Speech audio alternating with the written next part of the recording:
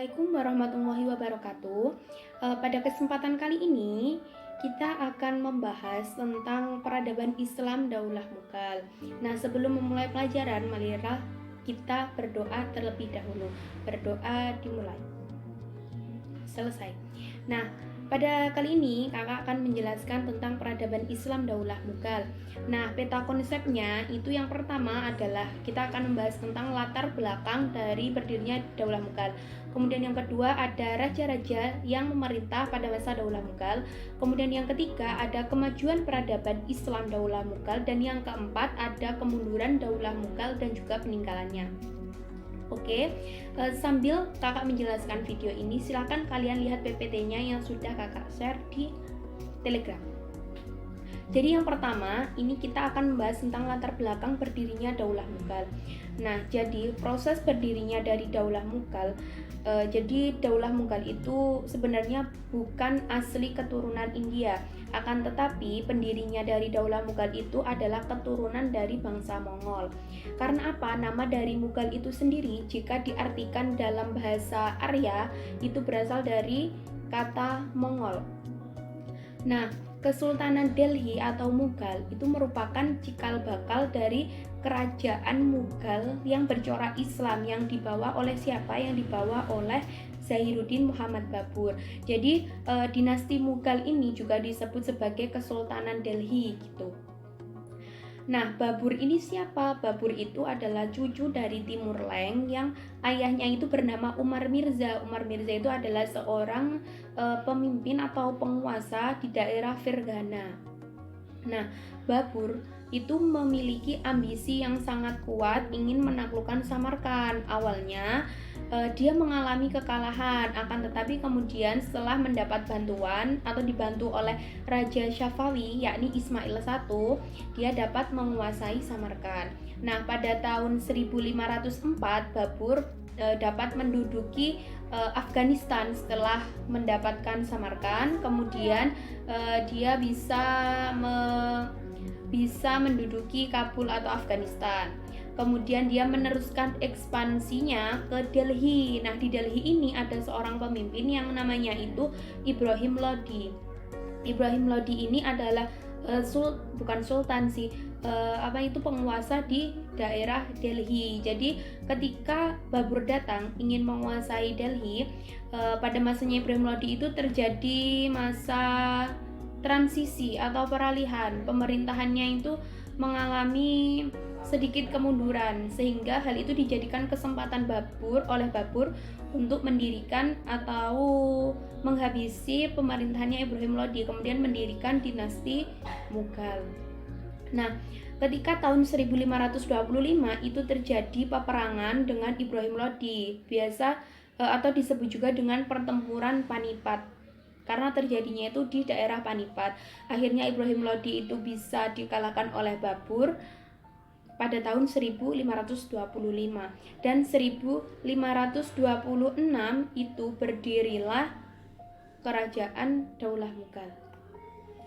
Nah, kemudian faktor dari berdirinya kerajaan Mughal itu yang pertama adalah ambisi dan karakter Babur yang sangat kuat sebagai pewaris keperkasaan ras Mongol. Jadi orang-orang Mongol itu memiliki sifat yang kuat dan juga keras gitu, sehingga teguh sekali pendirian mereka gitu.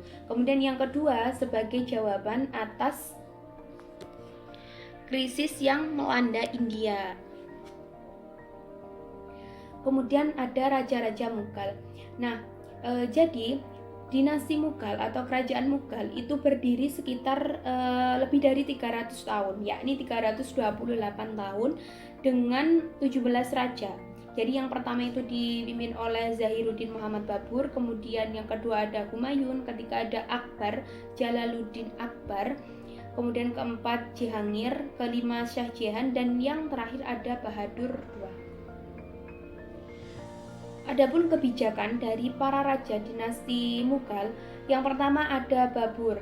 Kebijakan dari Zainuddin Muhammad Babur itu adalah dia sebagai seorang raja pertama sekaligus pendiri dari dinasti Mughal memiliki kebijakan yakni memperkuat pemerintahannya. Kenapa? Karena pada awal-awal masa pemerintahan itu masih banyak sekali terjadi pemberontakan dan pertempuran, sehingga dia memiliki kebijakan untuk memperkuat militer dan juga memperkokoh fondasi pemerintahannya.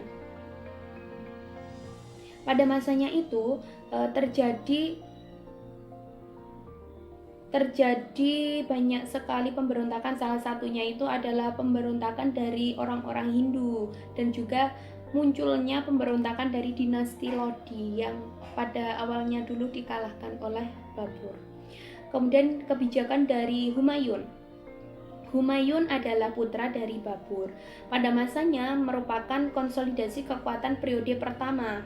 Nah, pada tahun 1450 dia mengalami kekalahan dan dibantu penguasa Safawi Tahmas. Jadi pada masanya Humayun itu dia pernah diserang atau pernah kalah oleh seorang penguasa. Kemudian dia mengasingkan diri sampai ke Persia sampai 14 tahun mengasingkan di sana dan menyusun kekuatan di sana. Akhirnya dia bisa mendapatkan pemerintahannya kembali. Selang berapa tahun kemudian dia meninggal. Kemudian ada raja yang selanjutnya yakni Jalaluddin Muhammad Akbar. Nah, pada masanya Akbar ini dinasti Mughal mengalami kejayaan. Ketika memerintah, Akbar itu masih berumur 14 tahun. Kemudian dibantu oleh Bairam Khan. Nah, pada masanya Akbar ini ada pemberontakan Himmu atau Panipat II. Selain itu, pada masanya Akbar juga dia itu melakukan ekspansi dan juga mencetuskan politik sulhu atau politik toleransi universal untuk mempersatukan orang-orang atau untuk mempersatukan seluruh umat yang ada di India. Itu salah satu kebijakan yang dilakukan oleh Akbar. Kemudian ada Jehangir. Kebijakan dari Jehangir itu pada masanya militer sangat kuat dan ia berhasil menundukkan Benggala, Mewar, dan Kangra. Kemudian ada Shah Jahan. Shah Jahan pada masanya itu banyak terjadi pemberontakan. Salah satunya adalah pemberontakan Raja Jujhar Singh Bundela, Khan Jahan, dan para pemukim Portugis. Jadi pada masanya Shah Jahan itu banyak dilakukan untuk menumpas pemberontakan tersebut. Kemudian juga ada Aurangzeb. Nah, pada masanya Aurangzeb ini merupakan masa pengembalian kedaulatan umat Islam atau konsolidasi dua, karena entitas Muslim nyaris hancur karena perang saudara. Kemudian ada masanya Bahadur Shah. Pada masanya Bahadur Shah itu pemerintah mulai melemah, terjadi perebutan antar putra mahkota begitu. Kemudian ada Jehandar. Pada masanya Jehandar itu mulai atau ada masuknya pengaruh dari East India Company. Kemudian ada Bahadur II, raja terakhir Daulah Mughal yang menentang isi perjanjian dengan Inggris. Tapi hal itu tidak bisa menghilangkan pengaruh Inggris di India dan akhirnya gagallah Sultan Bahadur itu dan runtuhlah dinasti Mughal. Kemudian ada kemajuan peradaban Islam pada masa kerajaan Mughal. Jadi kemajuan peradaban Islam pada masa Mughal itu yang pertama dalam bidang politik dan militer, seperti adanya politik sul-e-kul atau toleransi universal.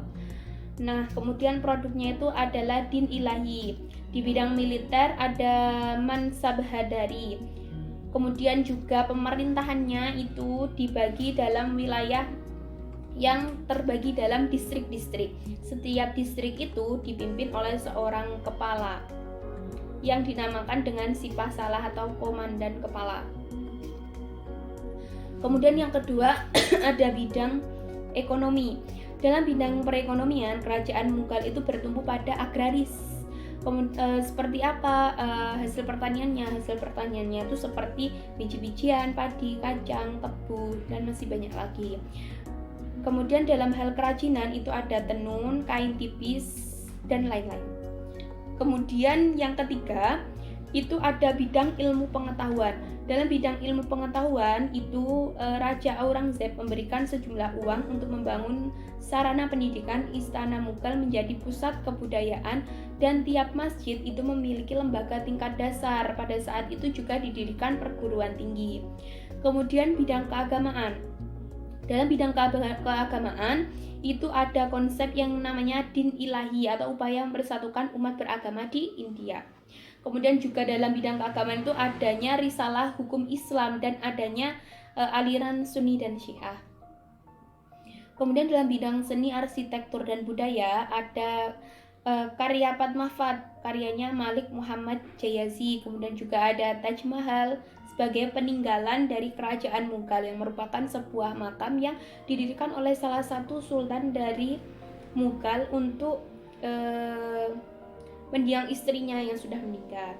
Kemudian ada Masjid Raya Delhi dan masih banyak lagi. Kemudian yang keempat ada kemunduran Daulah Mughal dan peninggalannya. Adapun faktor kemunduran dari Daulah Mughal itu yang pertama adalah terjadinya stagnasi militer. Jadi militernya Daulah Mughal itu mengalami stagnasi atau tidak bisa berkembang. Jadi militernya hanya bisa pada taraf yang seperti itu, tidak bisa mengikuti perkembangan zaman gitu. Kemudian yang kedua ada kemerosotan moral dan hidup mewah. Kemudian yang ketiga ada konflik antar agama yang sukar diatasi.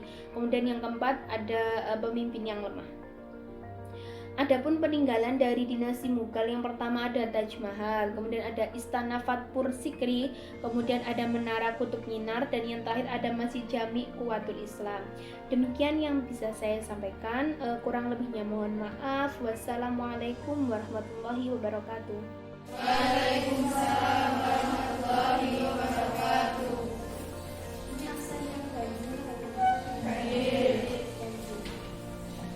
Jadi itu sistemnya harian gitu atau gimana sih? Iya, harian harian. Satu hari masuk, satu hari libur, satu hari masuk, satu hari libur. Oh gitu. Tak kira yang Sabtu kemarin kan genap. Terus hari ini tuh juga genap lagi. Ternyata ganti ya. Iya, satu minggu. Oh gitu ganti. Berarti minggu depan itu yang genap. Sebelum pembelajaran dimulai, marilah kita berdoa terlebih dahulu dengan membaca surat Al-Fatihah. Berdoa dimulai. Bismillahirrahmanirrahim. Alhamdulillahirabbil alamin. Arrahmanirrahim. Maliki yaumiddin. Iyyaka na'budu wa iyyaka nasta'in. Ihdinas siratal mustaqim. Siratal ladzina an'amta 'alaihim ghairil maghdubi 'alaihim waladdallin.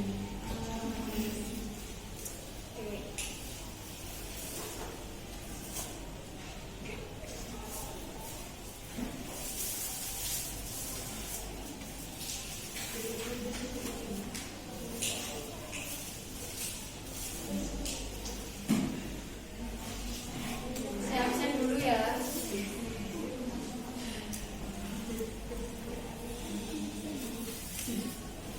Ajeng nominasi Amanda Aulia,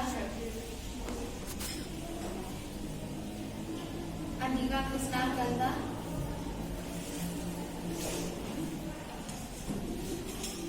Dea Alvin Imanur,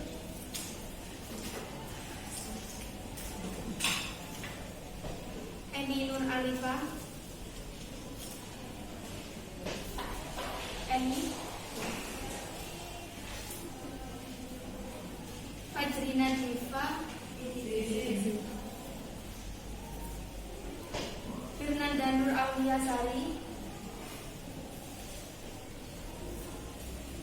Muhammad Faizuddin. Oh ini percepatan juga. Pantesan.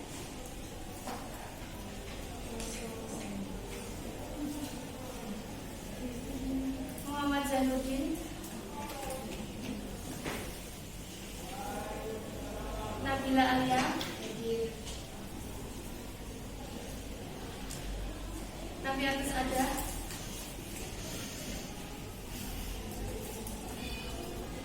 Najwa Rahma Yunita.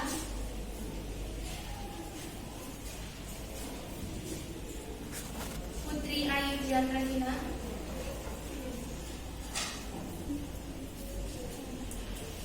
Rahayu Sri Wilujeng.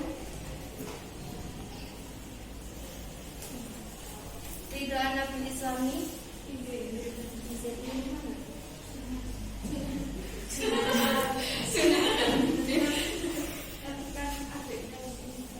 Oh, ada cara. Iya, ada acara.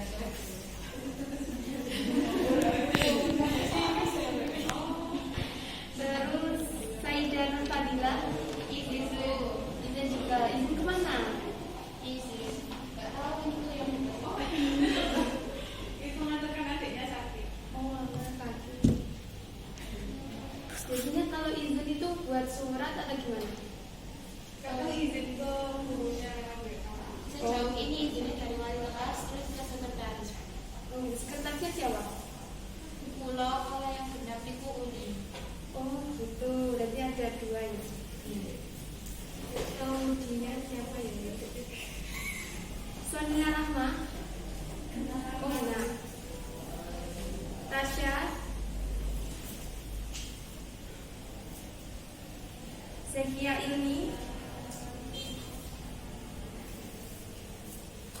Oke, kemarin itu kan saya suruh untuk mengerjakan tentang dinasti Utsmani. Nah, sebentar ya. Kalau bukakan siapa saja yang bisa mengerjakan pada ini.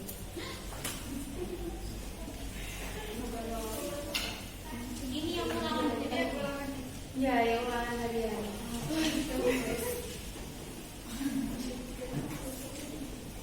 Hari ini kita yang belum langsung kerjain di sini lagi. Enggak, saya tunggu aja sampai kapan ya? Senin. Oh,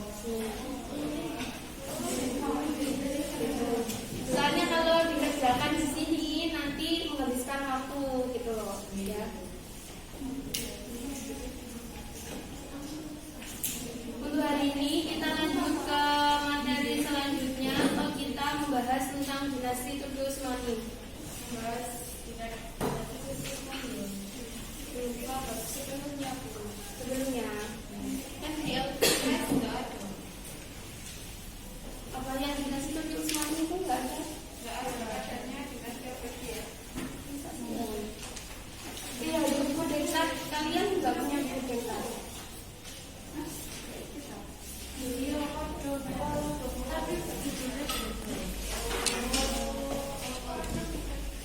kok ada dong?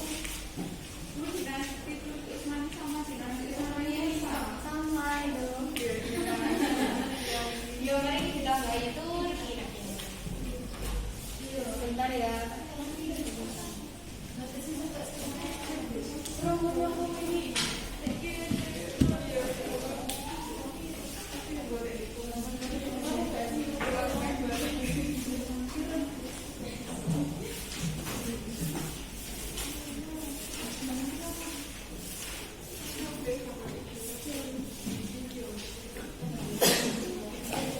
Ini untuk yang sudah mengumpulkan PN sama apa itu ulangan harian ya.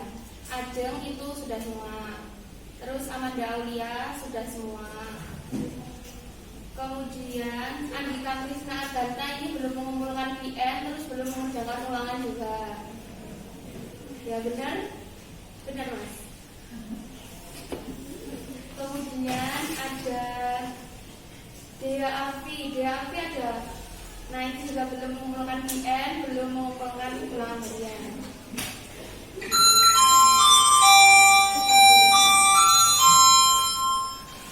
Assalamualaikum warahmatullahi wabarakatuh. Panggilan ketua kelas mohon datang ke kantor di depan ruang TU. Sekali lagi ketua kelas atau pengurus kelas yang mewakili silakan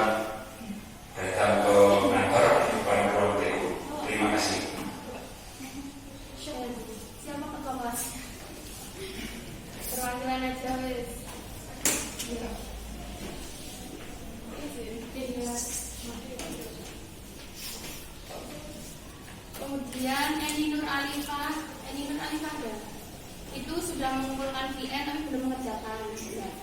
Kemudian ada ini Katrina izin, Firnanda Nurwaliasari itu udah semua.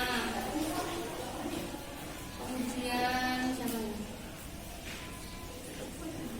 Muhammad Zainuddin udah semua. Kemudian Nabila Alia Rahma juga udah semua. Nafiatus Saada sudah. Najwa Rahmayunita ya, tapi tidak mengumpulkan PN. Kemudian Putri Ayu Dian Reklina, Putri Ayu, nah itu belum semua juga. Rahayu Sri Wilujeng itu juga belum. Kita tunggu ya Mas Yan PN-nya, terus apa pengerjaan ulangan harian itu masih tak tunggu. Kemudian Ridho Anabil ada Izin kan ibu yang senang. Maksudnya itu juga belum. Saidah Nur Fadilah izin. Oh ya izin. Kemudian Tasya ini udah semua. Zakia ini itu kurang yang PN. Masih tak tunggu. Oke. Hari ini bahas tentang dinasti Turki Utsmani lagi. Turki Utsmani.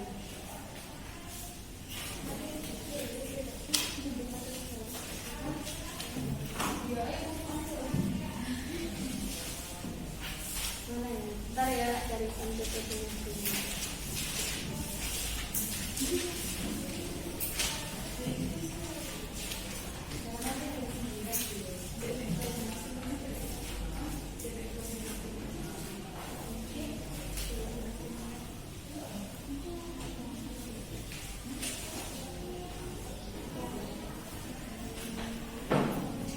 Turki Utsmani.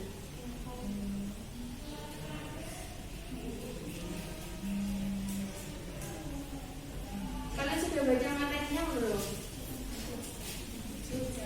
Sudah kan? Terus yang dibingungi apa?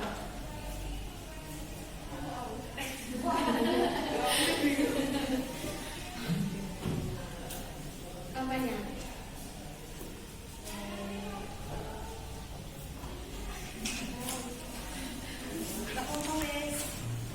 Masa jangan salah dulu.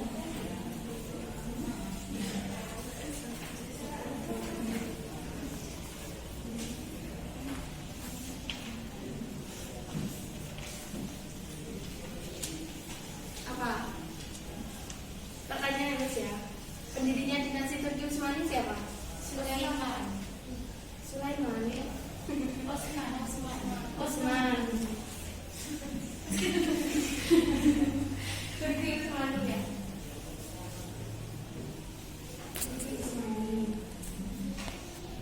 Besar, Turki Utsmani itu kayak apa ya? Sebuah kabupaten kecil gitu loh, Rek. Kalian tahu gak sih kayak apa ya? Kayak sebuah desa gitu loh, kayak sebuah desa kan masih kecil. Nah, siapa pemimpinnya? Pemimpinnya itu Sulaiman Shah. Ingat-ingat ya. Pemimpinnya itu Sulaiman Shah. Nah, kemudian daerahnya Turki itu kan di daerah Turkistan Barat sana. Itu diserang oleh tentara Mongol. Diserang oleh tentara Mongol. Yang dipimpin oleh siapa? Ada yang tahu?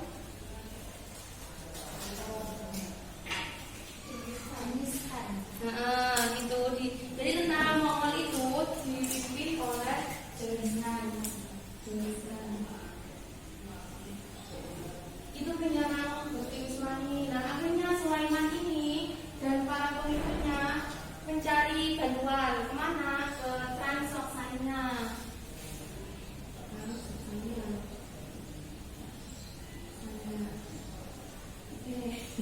Nah, di sini itu meminta bantuan salah satu penguasa di sini. Namanya siapa? Bukan. Namanya Jalaluddin Mumurbiti. Ya, Jalaluddin siapa? Jalaluddin pokoknya. Itu. Nah, ternyata di sini kok juga diserang sama tentara Mongol. Itu kan akhirnya pindah lagi mencari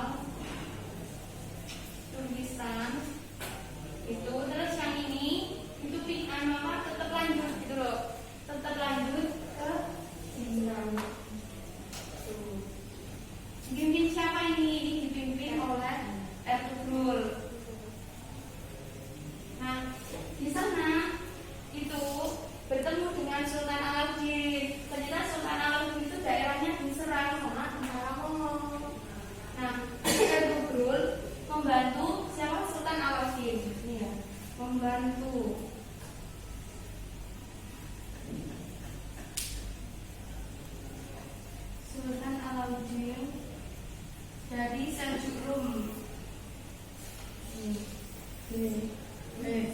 Jadi membantu akhirnya menang itu sama Sultan Alauddin, dikasih wilayah gitu loh, dikasih wilayahnya itu wilayah mana ya? Ada tahu mana wilayahnya? Nah itu dikasih wilayah berupa pegunungan Armenia dan lembah Sabuta, 2 wilayah itu. Nah kemudian Ertugrul itu karena pengen